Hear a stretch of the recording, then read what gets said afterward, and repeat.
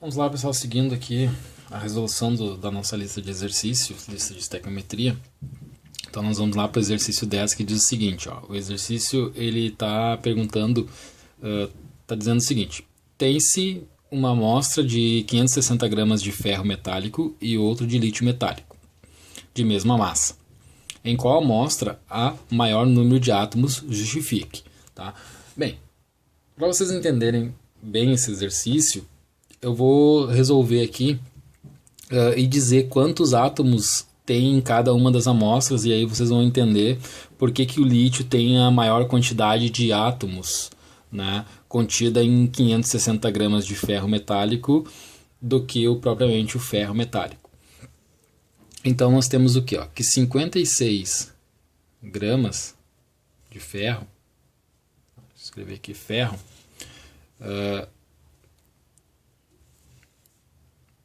é a massa do ferro lá de 1 mol na tabela periódica. Então, esse 56 gramas é o equivalente a qual quantidade de átomos? 6,02 vezes 10 na 23 átomos, certo? Só separar aqui para depois nós compararmos. Mas, em 560 gramas de ferro metálico, eu vou ter quantos átomos? De novo, né, resolvendo a regra de 3 aqui, nós temos que 56 vezes x é igual a 560 vezes 6,02 vezes 10 na 23.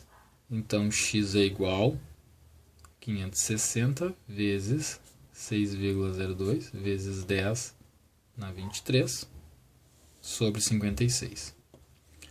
Resolvendo a regra de 3, nós temos que a quantidade de átomos presente em 560 gramas de ferro metálico é o equivalente a 6,02 vezes 10 na 24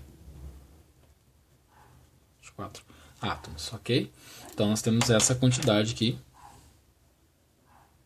de átomos contido em 560 gramas de ferro metálico.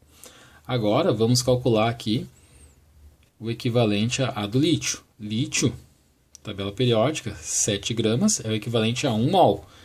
E 1 mol tem 6,02 vezes 10 na 23 átomos. Ok? Logo, nós queremos saber qual a quantidade em 560 gramas de lítio. Qual a quantidade de átomos? Então, x átomos. De novo, resolvendo a regra de 3, semelhante ao do ferro. Então, nós temos que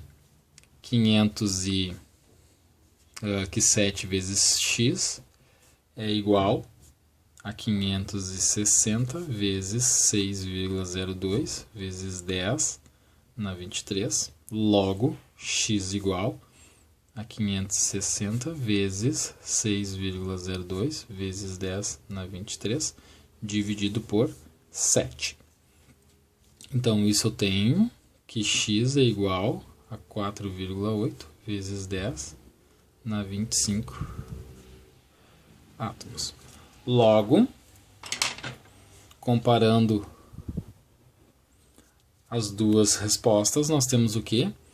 Que 10 na 25 é maior que 10 na 24. Então, eu tenho mais átomos de lítio em 560 gramas do que átomos de ferro. Por isso. Resolvendo então o número 11. A 11 é bem tranquila. A 11 pergunta a quantidade... A 11 pergunta a quantidade de átomos presentes em 1 mol de ácido sulfúrico. Bom, quantos átomos tem em 1 mol independente da substância? Eu sei que na 11, 1 mol é o equivalente a 6,02 vezes 10 na 23 átomos. Certo? Então, bem simples, é só a aplicação direta do conceito do que é 1 mol. Tá? Bem, a número 12. Deixa eu ajeitar aqui. Vou resolver a 12.